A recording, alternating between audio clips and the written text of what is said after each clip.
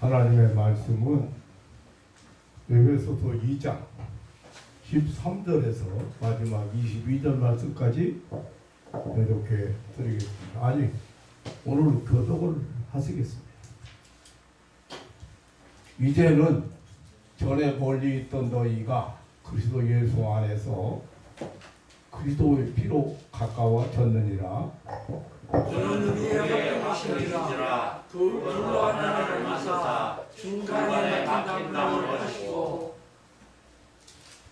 원수된 것 곧 의문에 속한 계명의 율법을 자기 육체로 폐하셨으니 이는 이 둘로 자기의 안에서 한 세 사람을 지어 화평하게 하시고 또 십자가로 이 흠을 몸으로 하나님과 화평하게 하시니라. 원수된 것을 십자가로 도살하시고 또 오셔서 먼 데 있는 너에게 평안을 전하고 가까운 데 있는 자들에게 평안을 전하셨으니 이는 서로 말미암아 우리 둘이 한 성령 안에서 아버지께 나아감을 얻게 하려 하십니다. 그러므로 이제부터 너희가 외인도 아니요 손도 아니요 오직 성도들과 동일한 시민이요 하나님의 권속이라. 너희는 성도들과 선지자들의 통일의 중심을 이루는 자라. 그리스도 예수께서 친히 모퉁이 도움이 되시는 자입니다. 그의 안에서 건물마다 서로 연결하여 주 안에서 성전이 되어가고 너희도 성령 안에서 하나님의 것이 들어가기 위하여 예수 안에서 함께 지어져 가느니라. 아멘.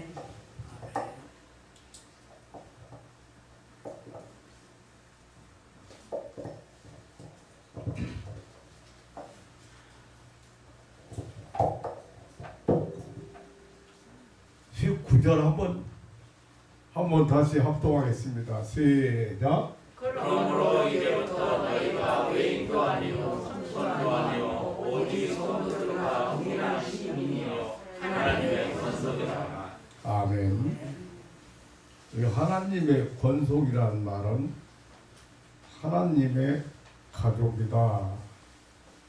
오이케이오스, 하나님의 식구다. 너희는 이제 하나님의 식구. 그래서 오늘은 하늘나라 패밀리 얘기를 좀 하려고 해요. 우리는 하나님께서 새 생명을 주셔서 거듭나게 하셨잖아요. 중생시켰어요. 그런데 그 목적이 뭐예요? 영생을 하게 하시는 것이고 또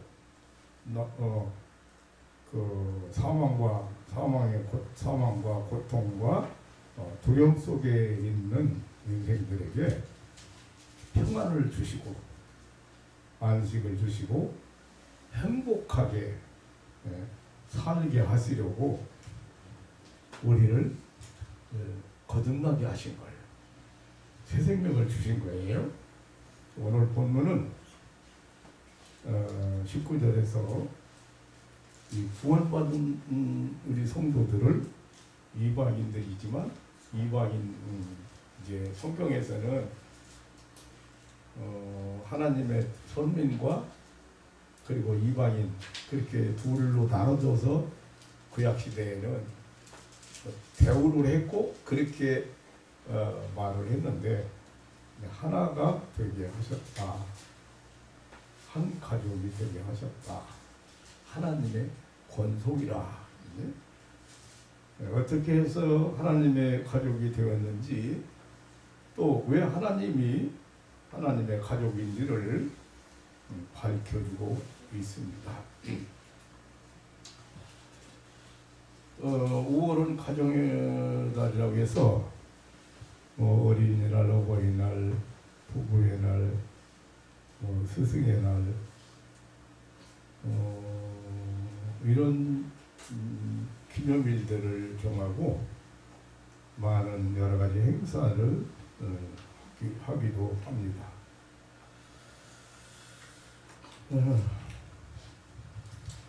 어버이 뭐 교회마다 아마 오늘도 카네이션을 뭐 꽂아 저도 목회할 때는 뭐 그렇게 카네이션 만들어서 입구에서 꽂아드리고 선물도 준비해서 드리고 이렇게 했습니다. 그런데 또 아이들이 이제 옛날 같지 않고 이제 개인적인 사정도 있고 그러니까 미리 봉투도 만들고 해서 선물도 사가지고 미리 다녀갔어요. 미리 다녀가고 요 근래 들어서는 목사님들 몇 분 스승의 날이라 해서 메시지 보내온다든지 뭐 식사 대접하겠다고 연락이 온다든지 뭐 선물을 보내온다든지 그런 몇 분을 제외하고는 별로 없는 것 같아요. 근데 가만히 생각해 보니까 형식적이건 1년에 한 번이건 이거 앉는 것보다 이게 이렇게 이런 기념일이라도 만들어서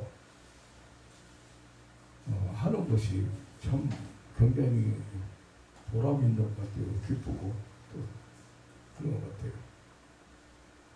뭐 이번 토요일이 스승의 날이니까 몇 명이 뭐 목사님 고기라도 사드린다고 회라도 사드린다고 찾아온다는 예약을 했습니다만 이번 주에 도차례 두 군데서 예약을 했습니다만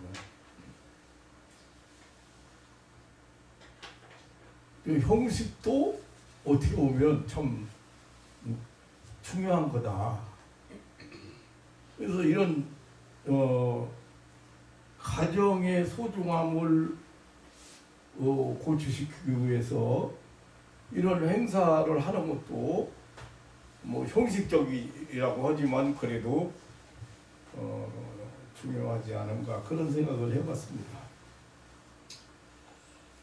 하나님께서 우리 인간에게 주신 복 중에 가장 큰 복이 이 가정이라고 패밀리.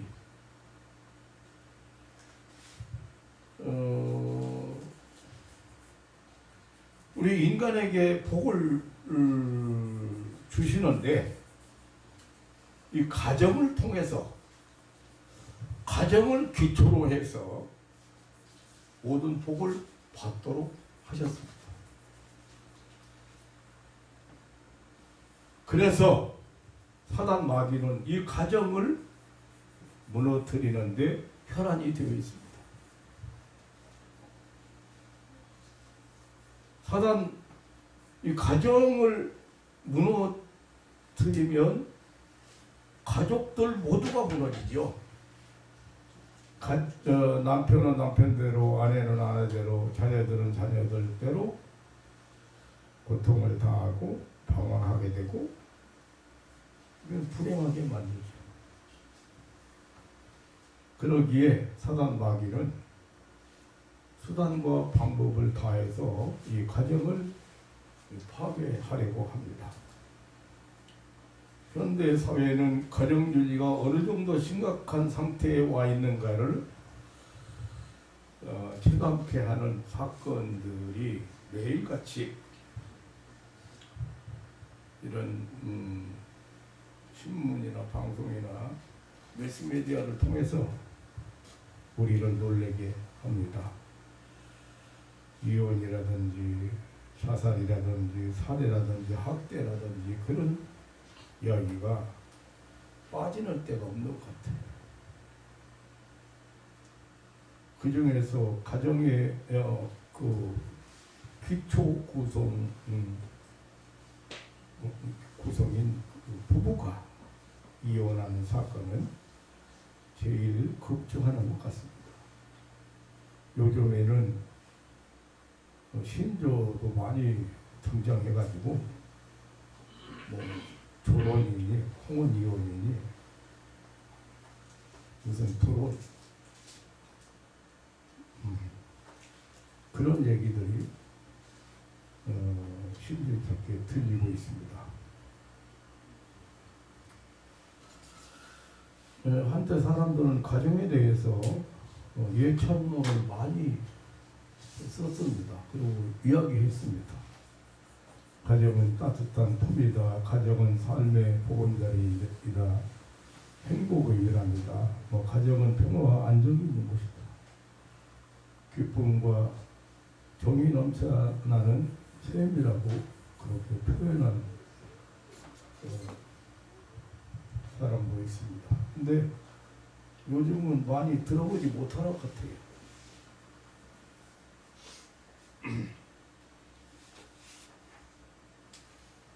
현대인들 중에는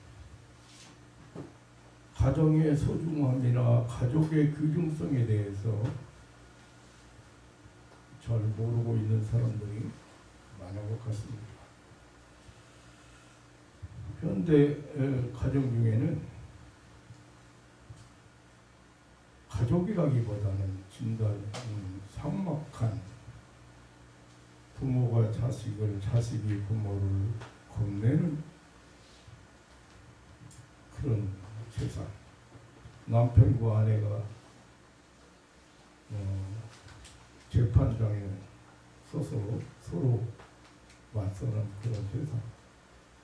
형과 아우가 돈 때문에 싸우는 세상.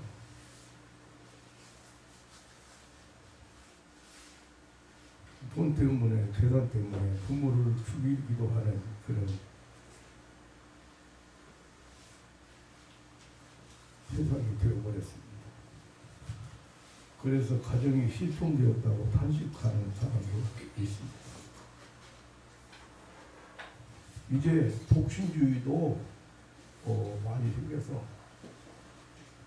서울에는 혼숙, 혼밥, 혼술, 의자를요 하나씩 만들어 그런 식당이 꽤 많이 생기고 또 그런 식당이 잘 된다는 거.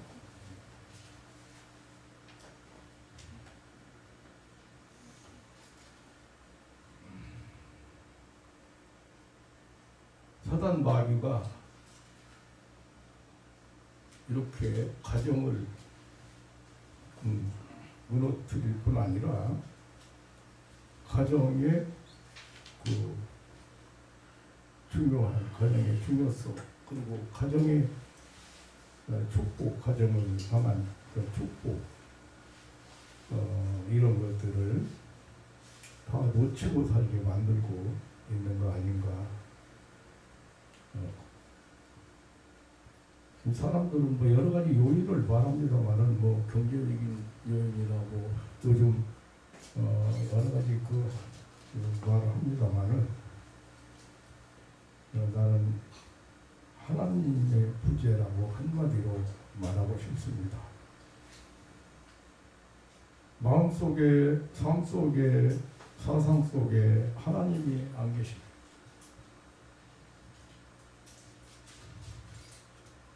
하나님이 거셔야 될 자리에 돈이 버티고 있고 명예가, 성공이 차지해버리고 있어서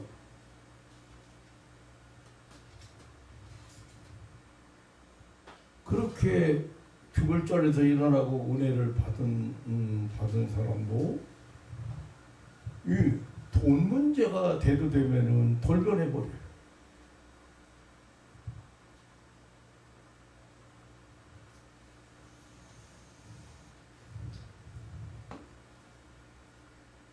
가정이 건전하면 사회가 건전하지요. 가정이 흔들리면 모든 것이 흔들립니다.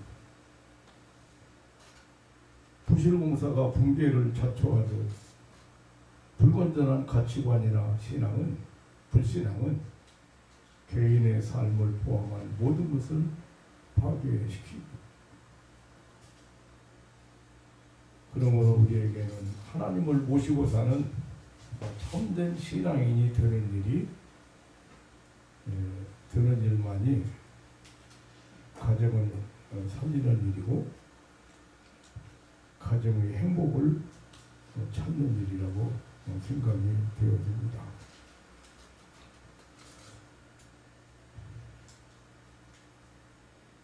마귀를 디아볼로스라고 그래요. 이간자, 참소자, 송사자.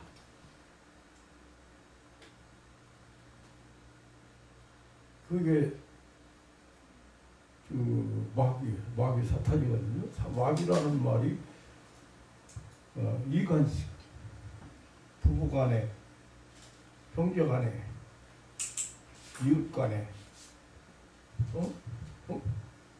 일관시키고 청소하고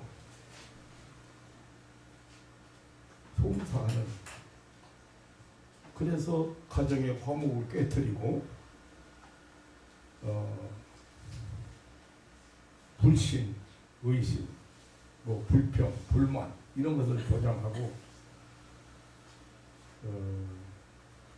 아주 철저한 이기주의로, 자기 중심적인 그런 이기주의로 살게 만들고 있습니다.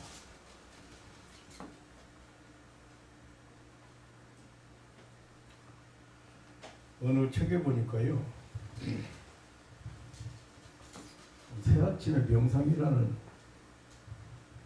책의 내용을 봤는데, 어느 곳에 이웃에 사는 두 집이 있었는데, 이웃하며 사는 두 집이 있었는데, 한 집은 부부 싸움이 그칠 날이 없고, 한 집은 그 옆집은 이상하게도 싸우는 소리가 밖에 들린 적이 없는 집이었어요. 언제나 봐도 식구들이 싱글벙글하고 웃는 모습이에요.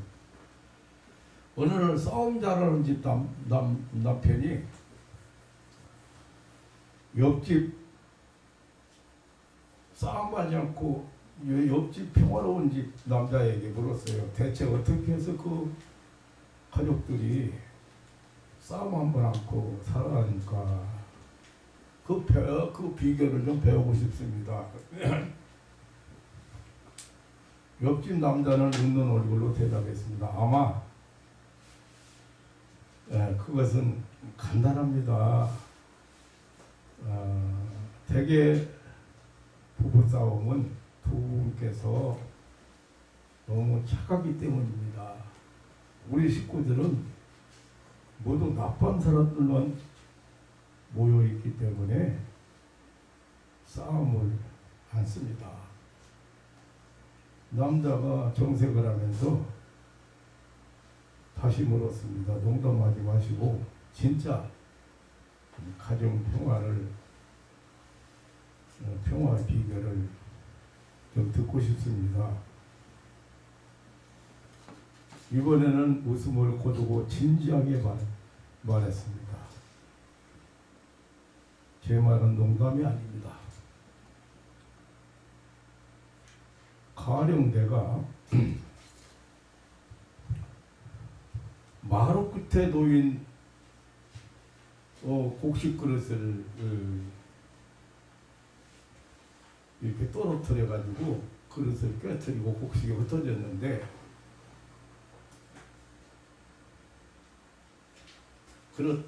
그랬는데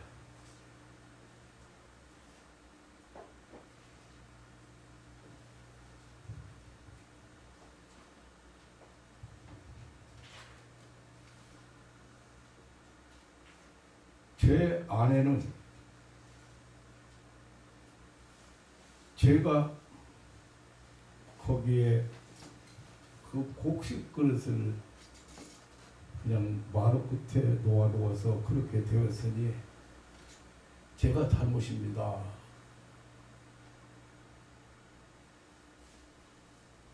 그러면서 아니요, 이것은 내가 부주의해서, 그러면 이제 남편은 아니요, 이것은 내가 부주의해서 그랬으니 내 잘못이요. 그러면 우리 어머니께서는 아니다 얘들아, 내가 나이 살이나 먹은 내가 그것을 보고도 치우지 못했으니 내가 잘못이다. 모두 잘못한 사람만 있고 모두 나쁜 사람만 있어서 싸움은 하고 싶어도 할 수가 없습니다.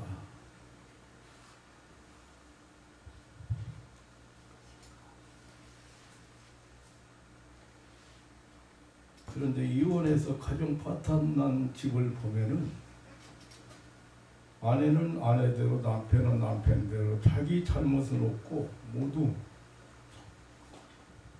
상대방만 나쁜 사람입니다.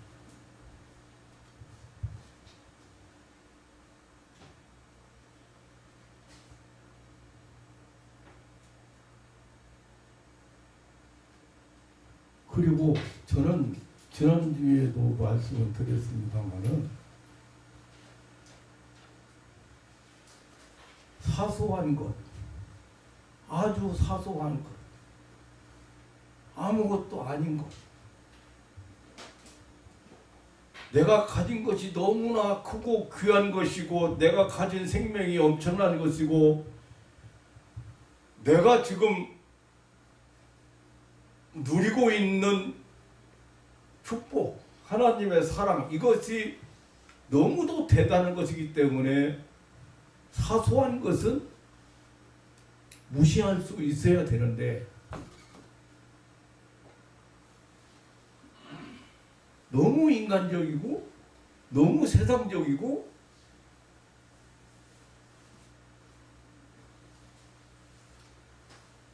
신앙인으로서의 하나님의 은혜를 입은 자로서의 그 좀 고차원적인 삶을 사는 신앙인이 없고 그냥 종교인, 그냥 신자, 그냥 교회 다니는 사람,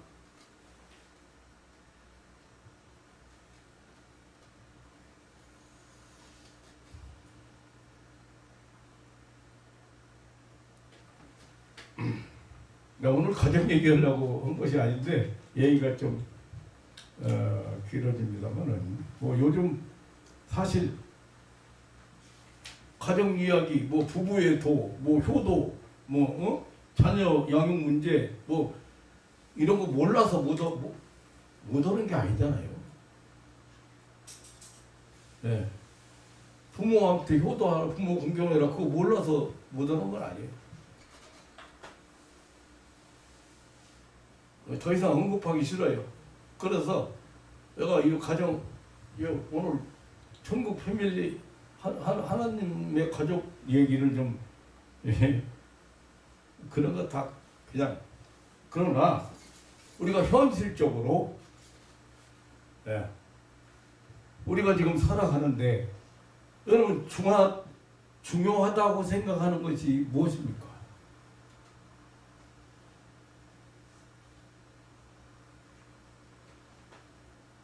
그렇게 강조를 해도 지금 우리는 그냥 육에 속한 자로서 육의 일을 쫓아서 살아가는 것이 아닌가.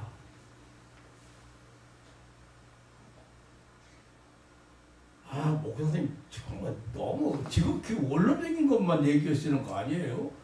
이렇게 흘렀는지 모르지만 여러분 지금 오늘 처음 들어보는 사람도 있어야 생각이에요. 그런데 내가 언젠가 이 설교를 한번 한 것 같아요. 하나님의 가족이라고는, 권속이라고는 하나님의 권속이라 너희가 가족이다, 식구다, 하나님의 식구다.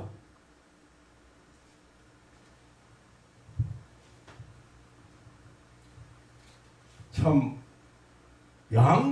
옛날에 여러분 양반 상놈 그래도 지금 잘 모르는 사람 많은 젊은 사람들은. 그럼 우리 굉장히 그 양반이라는 것 때문에 자부심이 굉장히 강하고 밖에 나가는데 의관을 꼭 갖추고, 그런데 그 습관이 돼도 지금도 마찬가지. 제가 암만 더운 여름이라도 반바지 입고 밖에 안 나가 봤어요.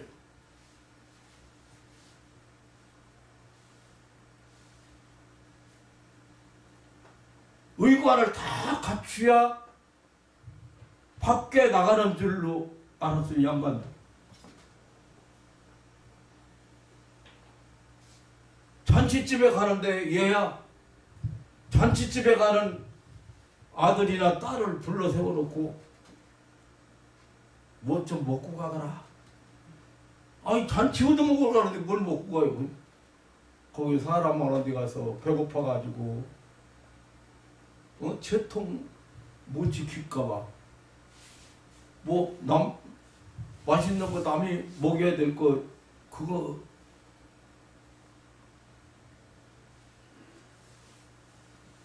남한테 양보하고 남의 배려하지 않고 그거 먹어다 줄까봐 음식을 차려주고 음식을 먹여서 잔치집을 보내기.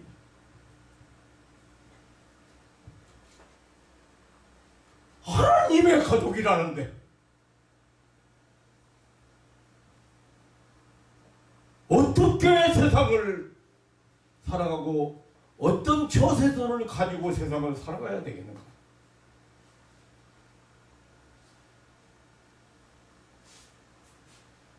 믿음 좋다는 집사님 만났어.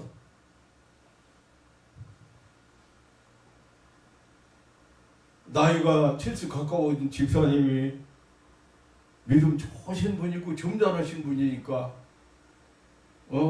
상당히 그래도 좀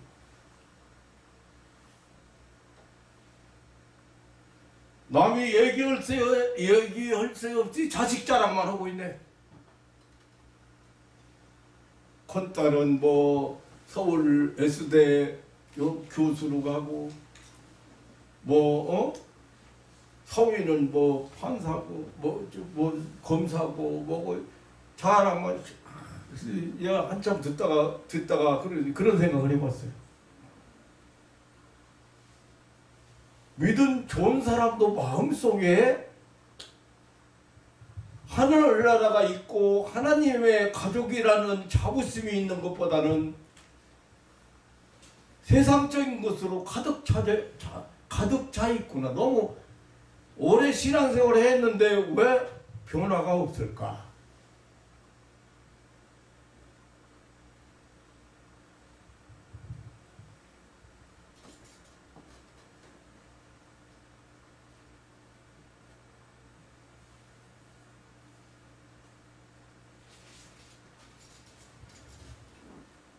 전 다시 한번 보겠습니다. 그러므로 이제부터 너희가 외인도 아니요 손도 아니요 오직 성도들과 동일한 시민이요 하나님의 권속이라.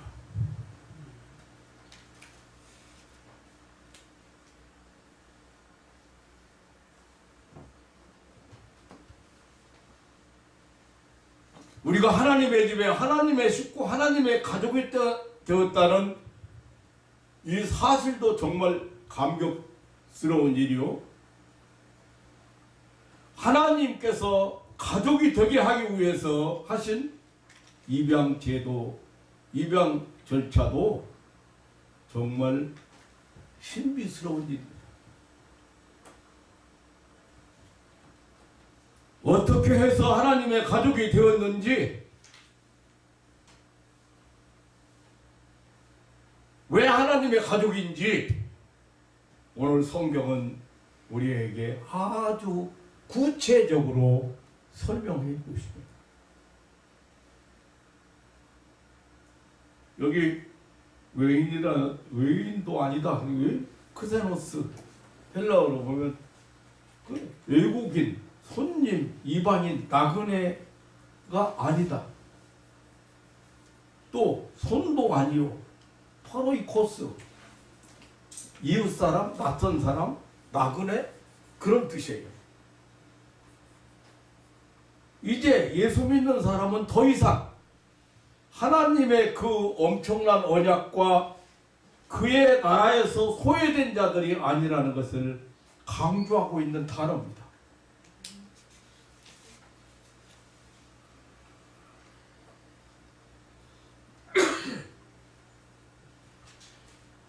성도들과 동일한 시민이요 하나님의 권속이라. 이 시민 심플리테스 외인과 그 손님 이런 반대의 뜻으로 이제는 영적인 이 선민 이스라엘의 한 구성원임을 뜻하는 말입니다.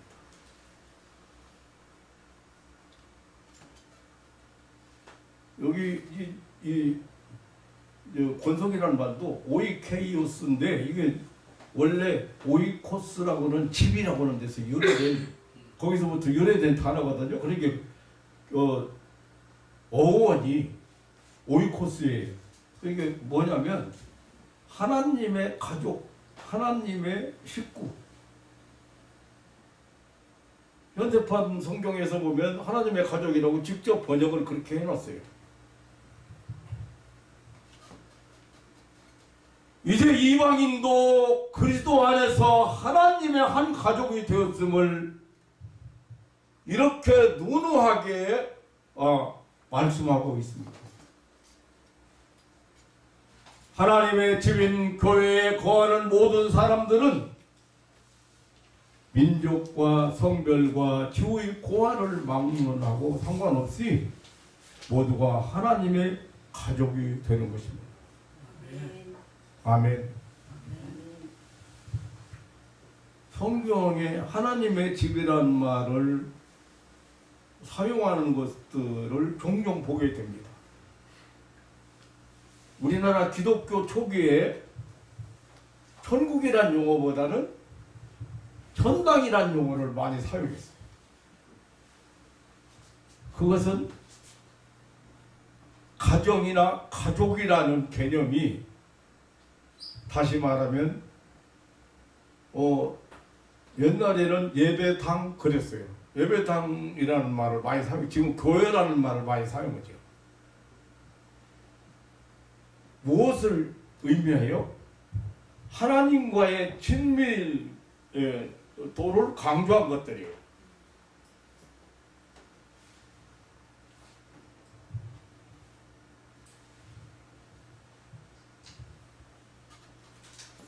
이제 이방인도 그리스도 안에서 하나님의 가족이 되었습니다.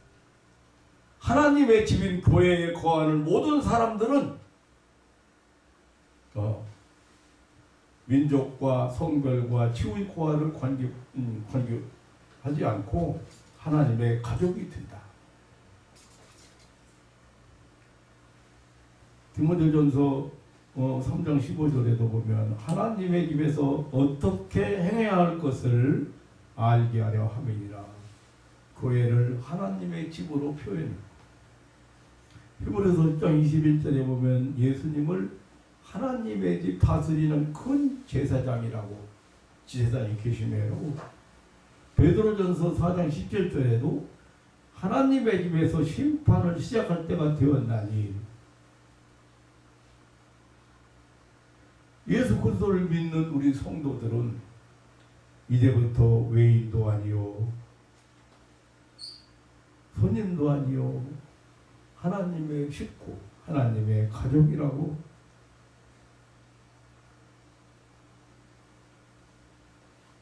어떻게 해서 우리는 하나님의 식구, 하나님의 가족이 되었습니까? 여기 지금 에베소 2장에서 2장 1절에서 지금 우리가 13절부터 말씀을 보았는데 오늘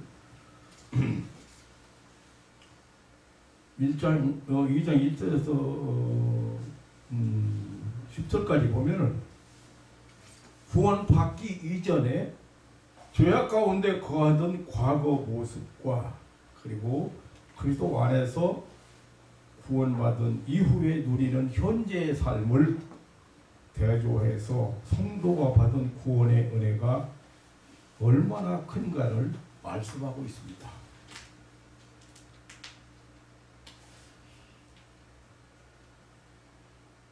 사실 구원받기 이전에 우리의 상태는 죄로 인해 하나님과 영적으로 단절되어서 육체대로 행함으로써 본질상 진노의 자녀였고, 따라서 하나님의 심판 외에는 아무것도 기대할 수 없는 그런 소망 없는 상태에 놓여 있습니다.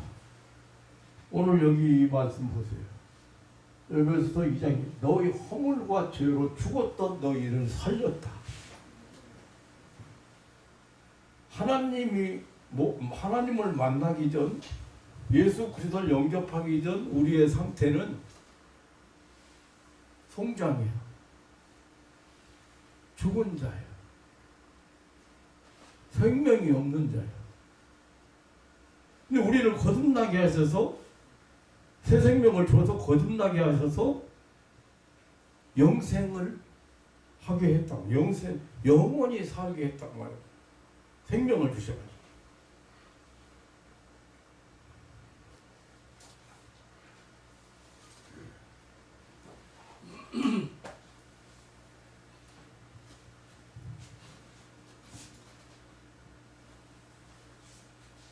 우리를 향한 그 하나님의 사랑과 그리스도를 통한 구속의 은혜로 이제 하나님의 자녀가 되었을 뿐만 아니라 예수 그리스도의 부활과 승천과 영광의 자리에 함께 참여하게 되는 축복을 받게 된 것이다. 여러분, 그 지금 우리의 신분이나 그리고 우리가 어떤 권세, 특권 가지고 있는지는 아주 자부심을 가지고 알고 자부심을 가지고 살아야 돼.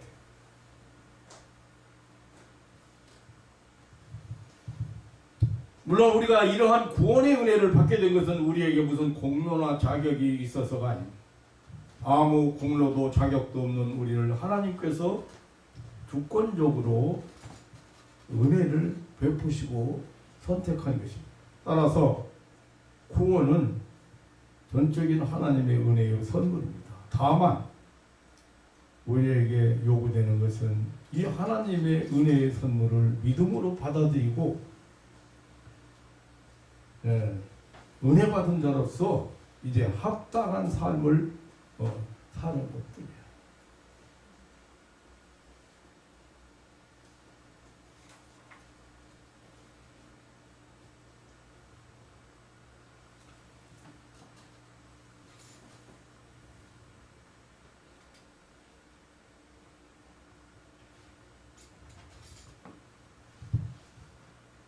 오늘 이제 여기 11절에서 22절까지는 구원받은 자들의 이 공동체로서 교회론을 말씀하고 있습니다.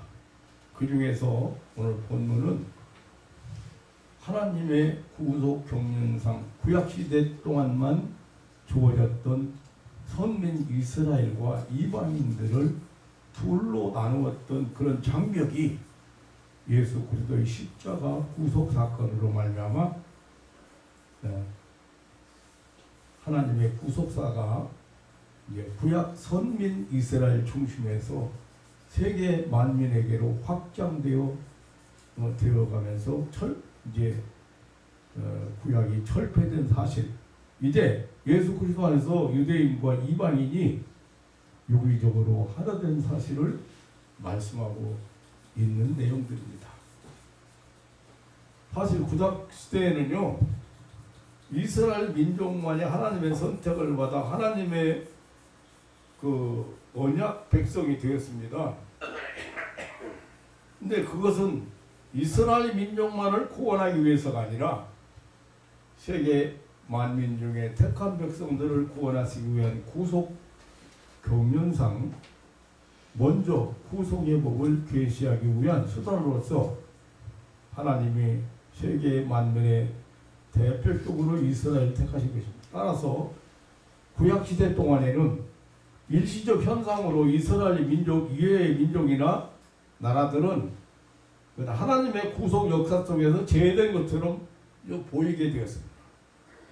그리고 유대인들도 이러한 하나님의 구속 섭리를 이해하지 못하고 자신들의 민족만을 하나님께서 구원하실 것으로 착각을 해서 다른 이방 민족을 배척을 했습니다. 그래서 유대인과 이방인 사이에는 항상 갈등이 있었습니다.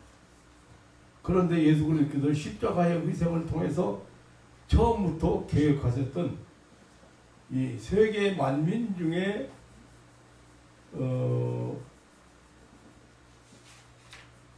택한 자들의 그 구원을 위해서 세우신 그는 구속의 법을 완전히 성취하심으로 말미암아 이방인들도 유대인과 동등하게 하나님께 나갈 수 있는 길을 여셨고, 또 모든 인종적, 문화적, 혈통적 편견의 장애를 그 장벽을 제거하셔서 그리스도 안에서 하나가 되게 하셨습니다. 이렇게 해서 그리스도 안에서 하나 된 우주적 교회가 탄생하게 된 것입니다. 그러므로 교회는 눈에 보이는 건물이 아니라 그리스도 안에서 새롭게 지음받은 자들의 집합체인 것입니다. 그런데 이 교회를 이루는 성도 한 사람 한 사람을 하나님의 집에 하나님의 가족이라고 말씀하셨습니다.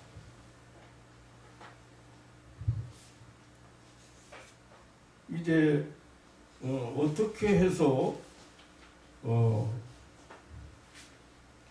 이렇게 가족이 되었다는 구체적인 어떻게 해서 우리 하나님의 식구, 하나님의 가족이 되었는가 이런 구체적인 내용들을 아주 세밀하게 말씀하고 있는 내용들이죠.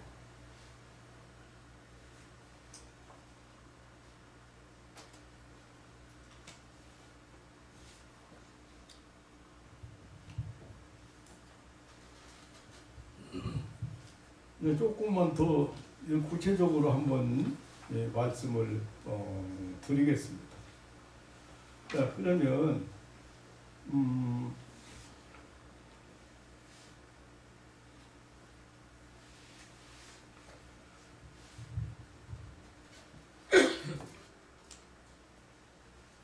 이 14절에 보면 둘로 하나를 만들었다.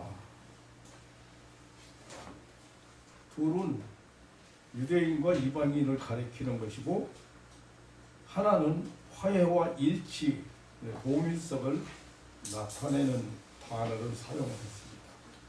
그래서 중간에 막힌담을 하시고 예수님 당시에 성전 뜰에는 이방인들의 뜰과 유대인의 뜰 둘로 나누는 이 간막이 벽이 있었어요.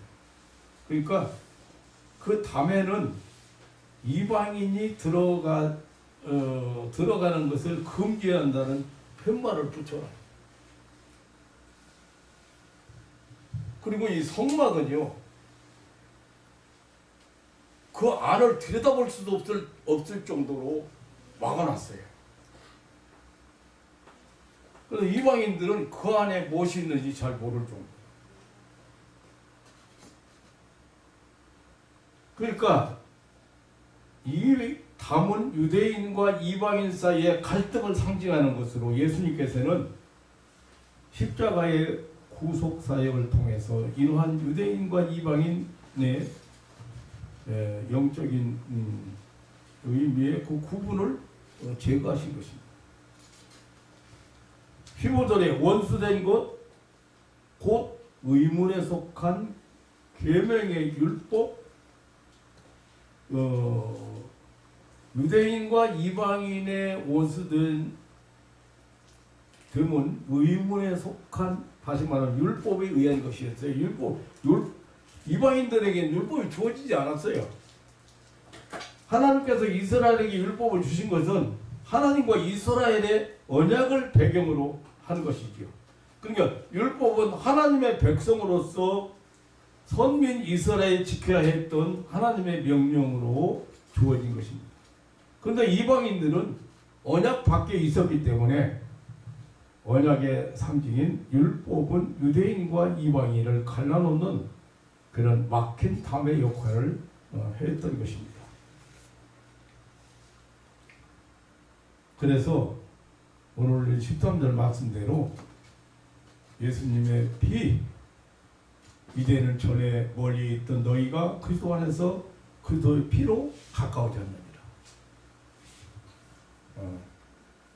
또 14절에 그는 화평이신지라 둘로 하나를 만드사 중간에 막힌 담을 허시고 원수된 것 곧 의문에 속한 계명의 율법을 자기 육체로 폐하셨으니 이는 둘로 자기 안에서 한 세 사람을 지어 화평하게 하시고 또 십자가로 이 둘을 한 몸으로 하나님과 화목하게 하려 하심이라고 했습니다.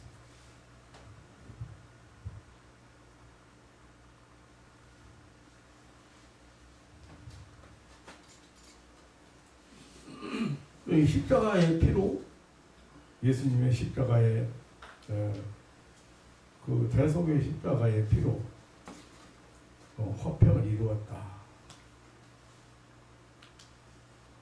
땅에 있는 것들이나 하늘에 있는 것들이나 이런 것으로 말미암아 자기와 화목되기를 하나님이 기뻐하십니다.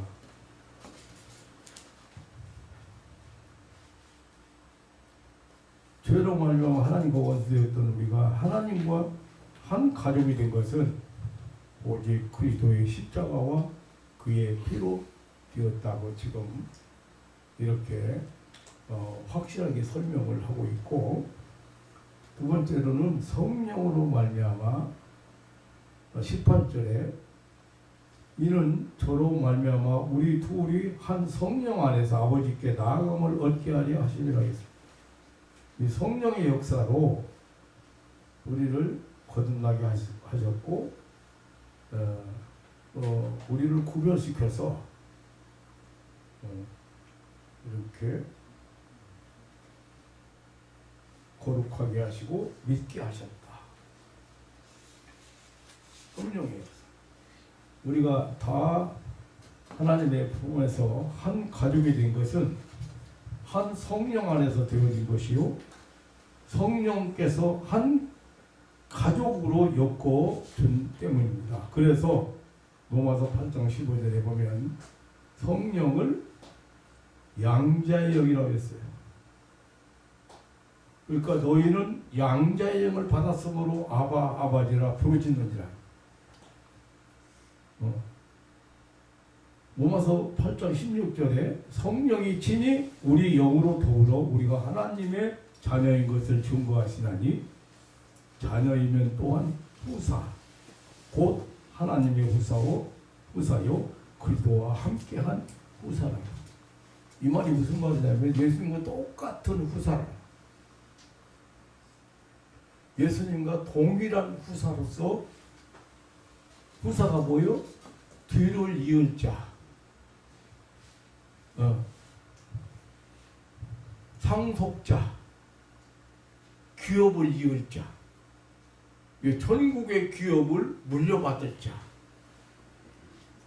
예수님과 똑같은 후사로, 동일한 후사로 만들었다. 성령께서 우리를 거듭나게 하셨을 뿐 아니라 우리 영으로 더불어 우리가 하나님의 자녀인 것을 증거하시나니. 마지막으로 20절에 보면 사도들과 선지자들이 터 위에 세우셨다고 했어요. 너희는 사도들과 선지자들의 터 위에 세우심을 입은 자라고 했습니다. 무슨 말이에요? 우리가 하나님과 한 가족이 된 것은 우연히 되어진 것이 아니라 선지자의 터 위에 세우셨다는 말씀은 만세전부터 우리 하나님께서 예정하신 것이고 선지자들을 통해서 예언하게 하셨, 그런 말씀을 예언하게 하신 말씀을 따라서 되어진 것이라. 그러니까 하나님의 철저한 계획과 주권에 의해서 우리가 하나님의 가족이 된 것입니다.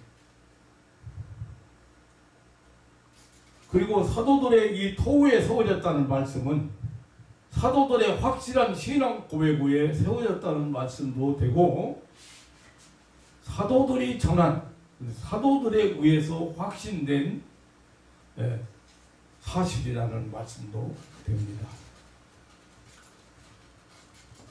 마태복음 16장 13절에 보면은 예수님께서 이 가이사랴 빌립보 지방에 가셨을 때 제자들에게 물었거든요. 사람들이 나를 누구라고 하느냐? 제자들이 대답하기를 더러는 세례 요한이라, 어떤 이는 엘리야나 또 엘리야, 에레미야나 선지자 중에 하나라고 합니다. 그때 베드로가 주는 그리스도시요 살아계신 하나님의 아들이시니다라고 고백을 했어요. 이때 예수님께서는 아주 만족하시면서 말씀을 하셨습니다. 바요나 시몬아, 내가 복이 있도다. 이를 알게 한 이는 혈육이 아니고 하늘에 계신 내 아버지시다. 그리고 계속해서 말씀하시기를 너는 베드로라, 내가 이 반석 위에 내 교회를 세우리니 음부의 권세가 이기지 못하리라고 하셨습니다.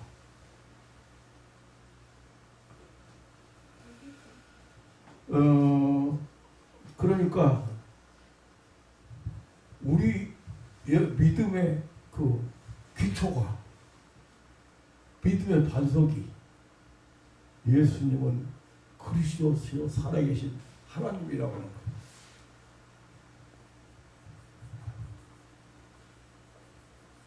부활하신 예수님을 만나고 부활하신 예수님의 분부하심 따라서 사마리아와 땅까지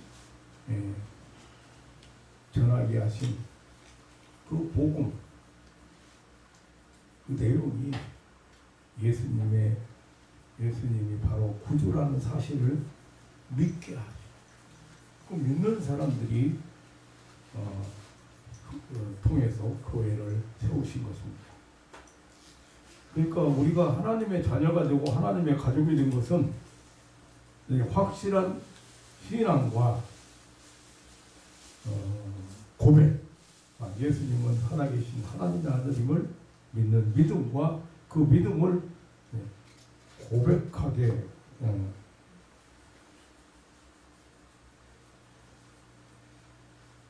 고백하게 하셨기 때문에 우리는 하나님의 한 가족이 된 것입니다. 우리는 모퉁이 돌되시는 그리스도의 기초 위에 세워진 하나님의 가정의 가족들입니다. 예수 그리스도 안에 신앙의 뿌리를 깊이 박은 사람들은 유대인이나 헬라인이나 귀한 자나 천한 자나 죄인이나 의인이나 모두가 하나님의 자녀여 하나님의 식구가 된 것입니다. 사도 바울은 이제 우리는 우리 교회는 성전이 되어가고 성령 안에서 하나님의 거하실 처소가 되기 위하여 예수 안에서 함께 지어져가는 그런 완성을 향해가는 하나님의 가족 신비에 대해서 말씀하면서 하나 되고 통일되고 또 일치해야 할 것을 말씀했습니다. 사랑하는 성도 여러분,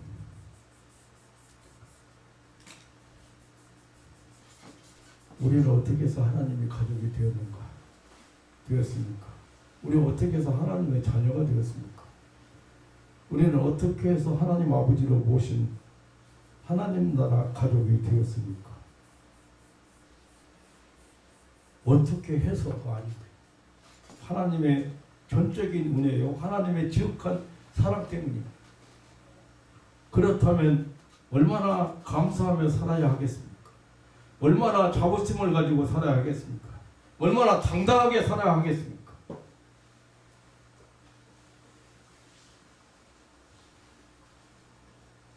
우리는 하나님의 집에 입양되어 상속자로, 교업을 이을 자로 살아가는 자들입니다. 정말 긍지를 가지고 정말 은혜 입은 자로 항상 감격 속에 살아가야 하겠습니다. 그리고 하나님의 집에 가족답게 하나님의 집에 가풍을 따라 살아가야 할 것입니다.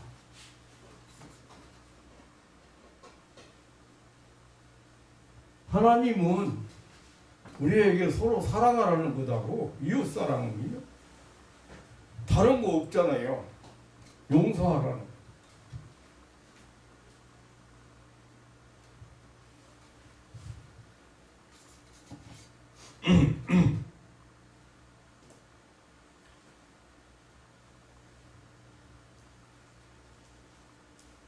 교회 갈 때만 예수 믿는 사람 같고 평소에는 어떤 사람이 예수 믿는 사람인지 어떤 사람이 진짜 신자 성도인지 구분이 안 된다는 말을 많이 합니다. 우리가 세상에서 살지만 세상에 속한 사람들이 아니에요.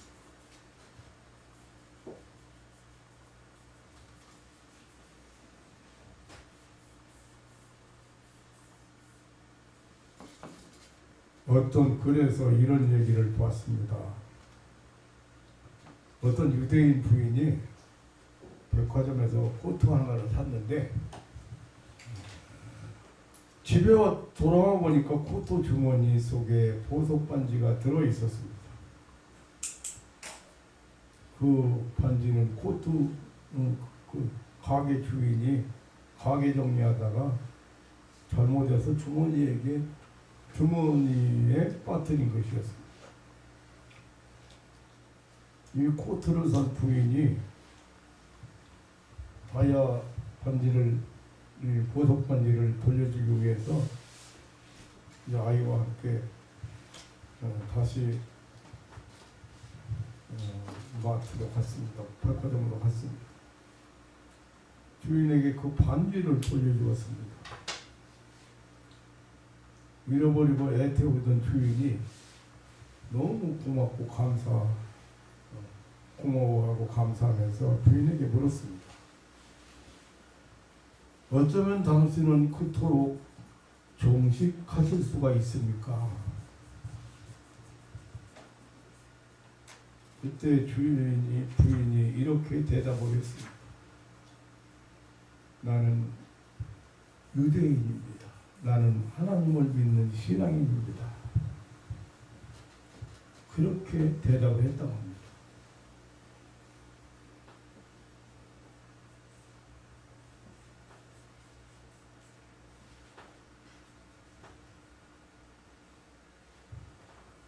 저자는 이렇게 말을 했습니다.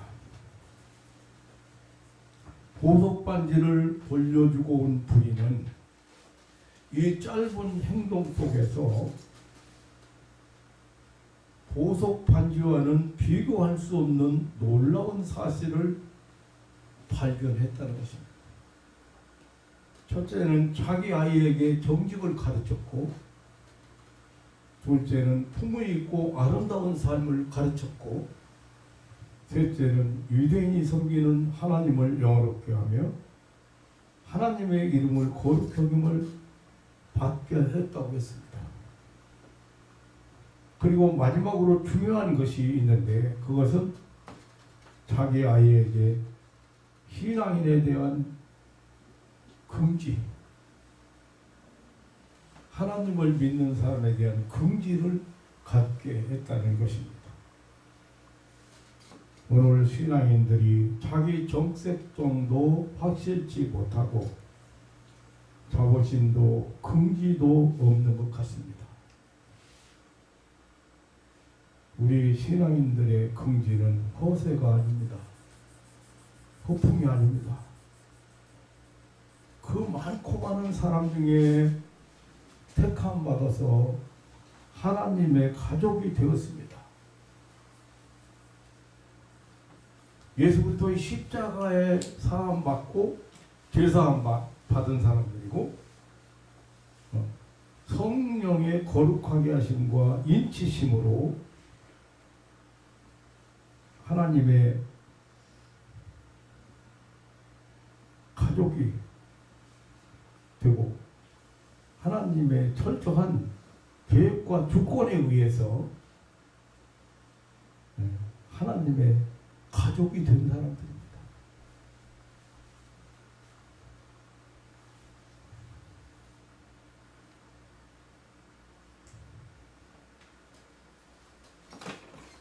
옛날에 전도사 시절에 제가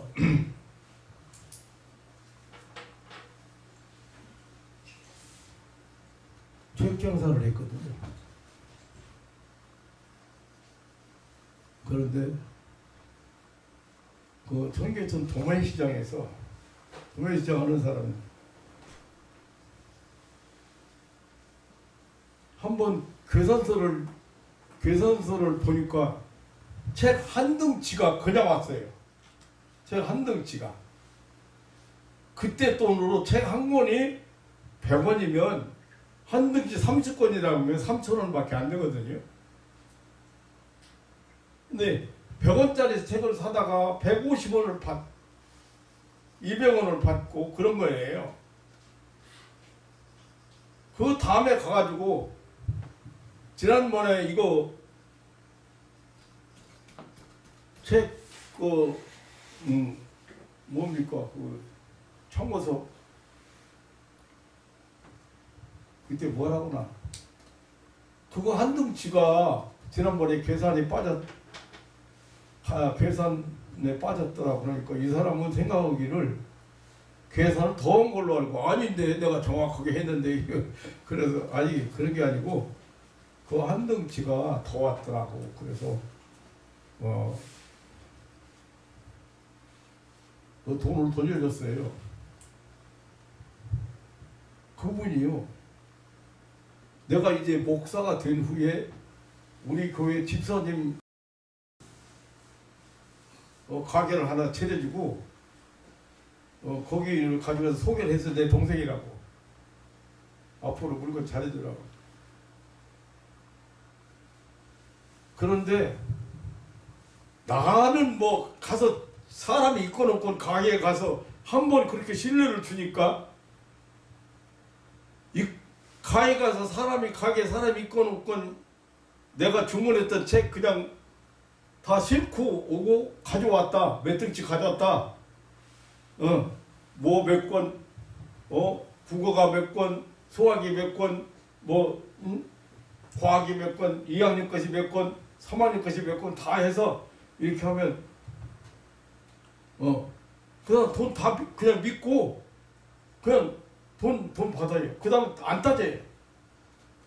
그런데 나만 그런 게 아니고 내가 소개한 집사님도 그러고 그건 이제 돈만 안 따지는 게 아니고 그 책이 딸려서 그렇게 힘들 때 책이 공급이 안 되기 이제 학기 초에는 그러니까 서로 물건을 가져가려고 하는 시절에 그때도 다른 사람 주기 전에 내가 주문한 걸 먼저 한쪽에다가 묶어서 싸놓고 먼저 줬다. 어때요? 학기 초에 책 갖다 팔으면은 1년 먹고 살았어요. 제가 그래서 학교도 아니고 그냥 먹고 사는 거예요, 사실은. 근데 이 사람은 그 양심을 속이지 않는 그거 한 번 때문에 일생을 나보다도 나이가 나보다는 나이가 한두 살 더 많은 것 같았는데 지금은 뭐 그만둔 지가 오래됐습니다만 그 가게를 그만둔 지 오래됐습니다만 그분이 자기 평생에 물건 가지고 가서 돈을 잘못 계산했다고 돈을 돌려주는 사람은 처음 온 거야. 나는 신학생으로서 공부하러 책가방 들고 신학교 다니는 사람이 야 수지 맞았네 물건 한 덩치가 그냥 왔네 이렇게 할 수 있죠. 가난한 시절에 라면 하나를 제대로 신학교 때는 제대로 끓여 먹지 못해서 제대로 먹지 못해서 점이 되면 뒷산으로 도망가네. 다른 사람 먹는 거 쳐다보기도 그렇고 같이 먹을 수가 없으니까.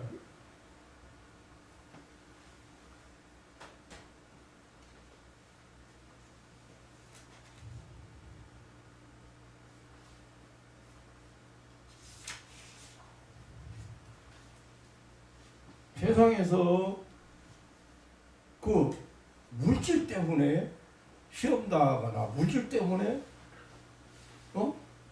위축되거나 물질 때문에 비굴해서는 안 되겠다. 얼마나 산다고. 좀 덜 먹으면 되고 덜 입으면 되잖아.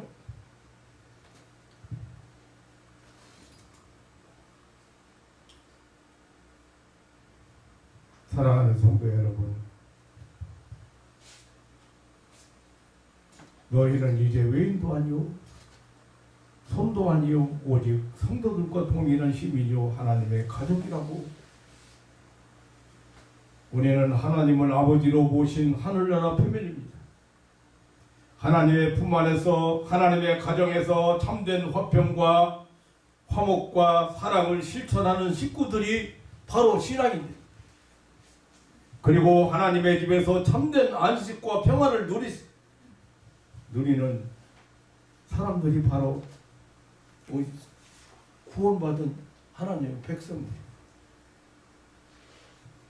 밖에 나가서 마음 상하고 분한 일을 당하고 괴로울 때 가정의 따뜻한 품에서 위로받고 가정 품에 안겨 안식을 누리고 또 평온함을 누릴 수 있는 것처럼 세상에서 상처받고 억울한 일 당하고 마음에 상처 입었을 때 하나님의 집에 하나님의 품에 안겨서 무한한 위로와 평안을 누리는 것이 바로 성도들의 삶이요.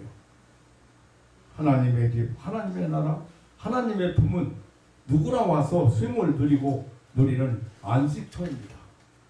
보호함을 받고 평안을 누리고 피곤한 심령이 쉼을 얻는 안식처가 하나님의 집입니다. 사랑하는 성도 여러분, 우리는 하늘나라 하나님의 집의 가족입니다.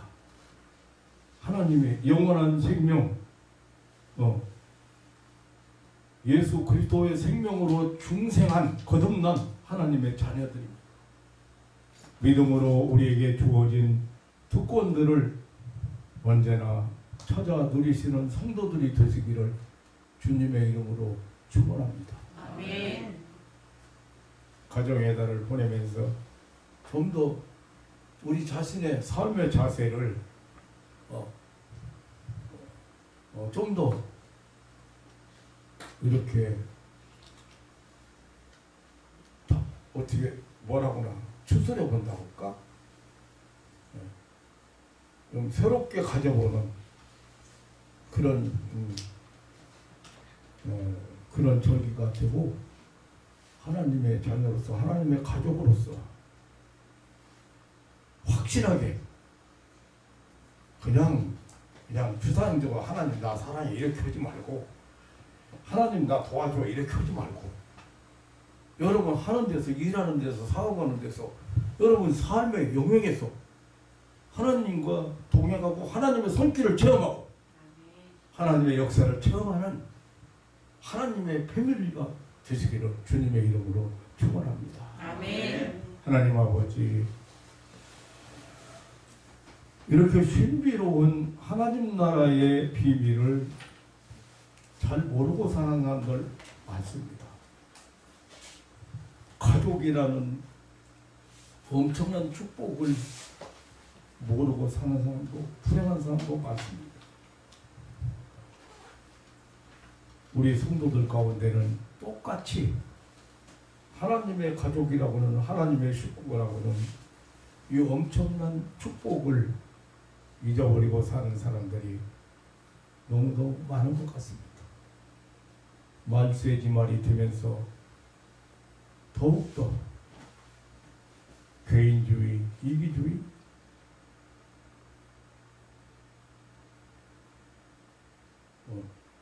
정말 이웃을, 남을, 아니 이웃을 사랑할 줄 모르고, 이웃에 대한 고마움을 모르고, 부모에 대한 감사나 또 부모에 대한 존경심이나 이런 것이 없어진 세대를 오늘 이렇게 살아가고 있습니다. 사랑하는 가족들 한 사람 한 사람, 하나님, 저들 마음속에 나는 하나님의 가족이라고는, 나는 하나님의 자녀라고는, 나는 하나님을 아버지로 모신 하늘나라 패밀리라고는 확실한 그런 믿음으로 오늘을 살아가고 아버지 앞에 다 내어놓고 맡기고 사는, 하나님이 원하시는 평안을 누리는, 하나님이 주시는 평안을 누리는 그런 삶을 살도록 축복해 주옵소서. 아멘. 자부심을 가지고 당당하게 오늘을 살아갈 수 있는 성도들이 되게 하옵소서. 아멘. 감사하며 우리를 하나님의 가족을 만들기 위해서 이 땅 위에 오셔서 십자가의 화목제물이 되신 우리 구주 예수님의 이름으로 기도하옵나이다. 아멘.